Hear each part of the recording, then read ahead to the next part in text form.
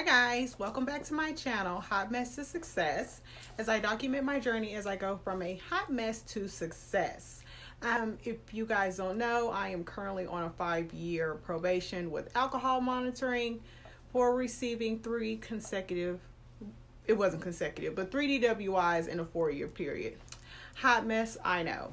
I just wanted to give you guys also a little update on me being on probation.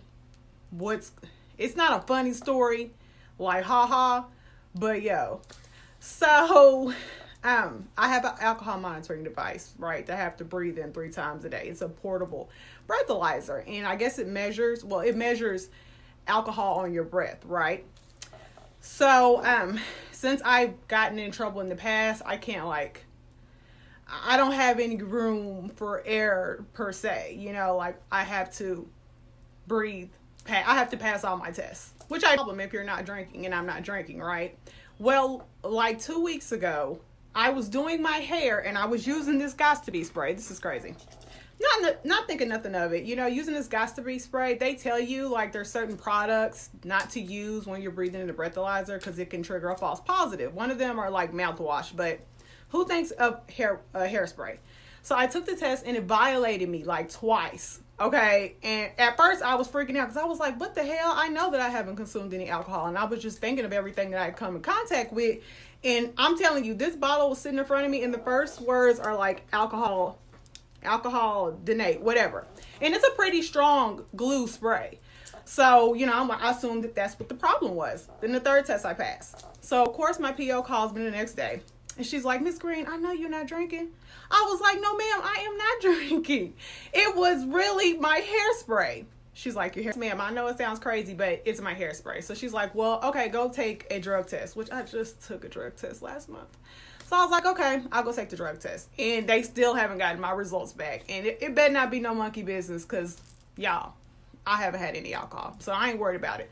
But let me tell y'all what's so crazy about it. And I ain't even going to say if it's the devil or if it was me being negligent with using the hairspray. But I have been in this class. They require you to take classes. I've been in these classes for 6 months. Okay, y'all.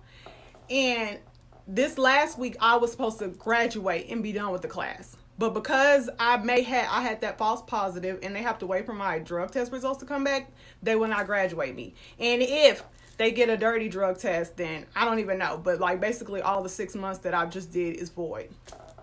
I said, girl, the devil is a lie. That drug test will be a negative, okay? But it's just so funny. When you're doing good and then something will try to trip you up, but I'm not new to this. I'm true to this. So it's just funny and I recognize it now. And then another thing, I'm so confident. I know that God sees what I do in the dark. You know what I'm saying? He knows more than anybody else knows. He knows that I am definitely been trying my best, trying to put my best foot forward and do what I got to do. And I know that the Lord will honor that. So I ain't even worried about it. It's just a little hiccup, but it's funny. But anyway, I wanted to talk to you guys today about the importance of not skipping the process. And this can apply in your sobriety journey, heavy on it in your health journey.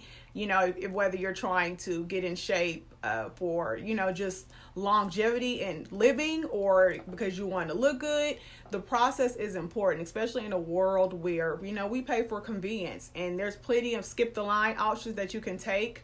But when it comes to your life, it's important for you to go through the process in order for you to become who you were meant to become.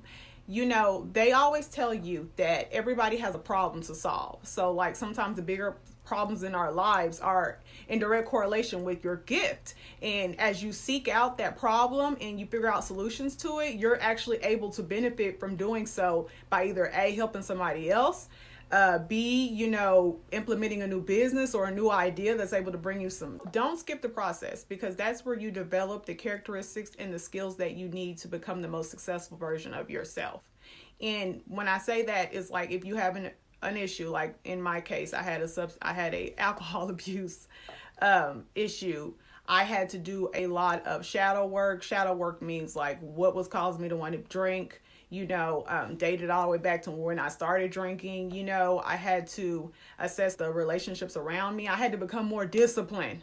That's the main thing that was lacking in my life, that I'm starting to build some momentum and have. Oh, it feels so good, y'all, to be disciplined. Okay, it feels so good to deny yourself of things that are pleasurable but are not beneficial in the moment for you. I feel so like a grown ass woman, you feel me? I wish I would have been did that, but I wouldn't have appreciated. I appreciate discipline now because I have went through the process, and where I'm able to compare it to how I was before to how I am now. You know, even like when you're broke and you don't have money, like, had I not experienced that in my life, had I not experienced what it was like not for me to budget, I couldn't appreciate it now. And it also gave me some humility. You know, it also helped me to not put so much emphasis on materialistic things and really put into perspective what matters. Like, you know, one of my things that I pray to God the most, man, and one of my fears is I never want to get successful and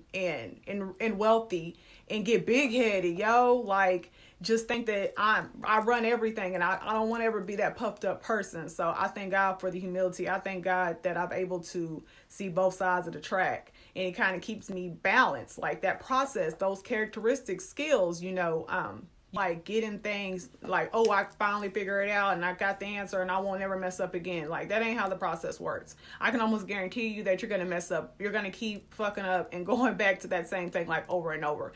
But during that process, when you have it in your mind, you don't want to do something and you have explained to yourself why it's beneficial to you and why you don't want to do it, but then, you know, you still find yourself sometimes in those situations and you end up doing it again.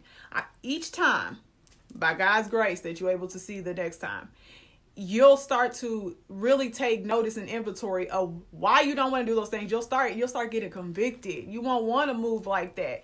And when that conviction starts setting in, that's when the change starts to happen. Because I promise that next time you're going to actually do what you said you was going to do. You're going to deny yourself of that, whatever it may be, and you're going to take the right path. And when you take that right path, you're going to reward yourself mentally, and you're going to remember how good it felt for you to make the right decision for yourself, and you're going to want to do it again.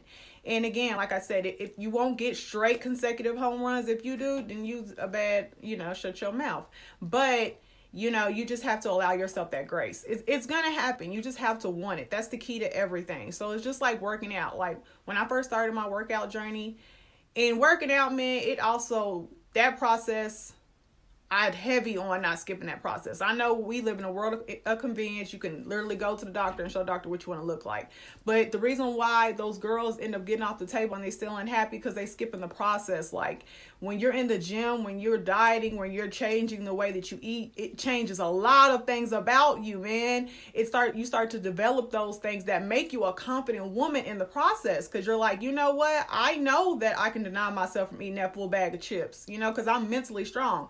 You know, and then you'll look at yourself as a disciplined person because you're sticking to a workout schedule. And then when you start seeing the results, honey, oh, that's when it starts becoming addicting. That's when you're like, okay, yeah, I'm about to keep going full throttle. I'm finna see where else I could take it.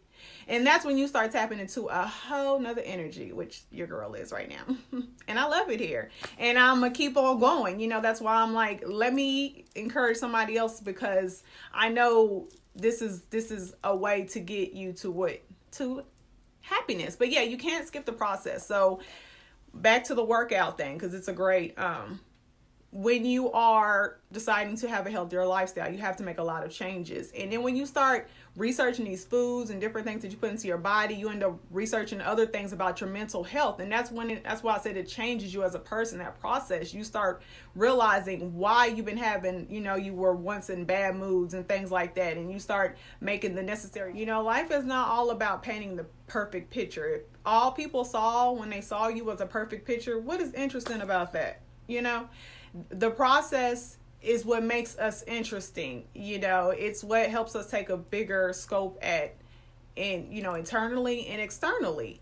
Those little small victories with yourself, the big victories, and then sometimes, you know, you'll have some failures, but that just helps. You know, sadness and experiencing things that we deem as painful actually cater to us becoming more emotionally intelligent, especially when you recognize it. Baby, I cry all the time. I cry on commercials. I'm very empathetic. But at the same time, that's also why I think that I'm pretty emotionally stable, because I allow myself to feel those feelings, and then I just, you know, go about my business. I might be singing the next 2 minutes. That's just how I process things. But I just want to come on here and encourage you guys to not skip the process. You know, the people who are most successful and most admired in this life went through the process. The best that you look at and you admire, they didn't get there by taking shortcuts, baby. They went through the process. And that's the journey is the fun part about it all. So don't exclude it from yourself.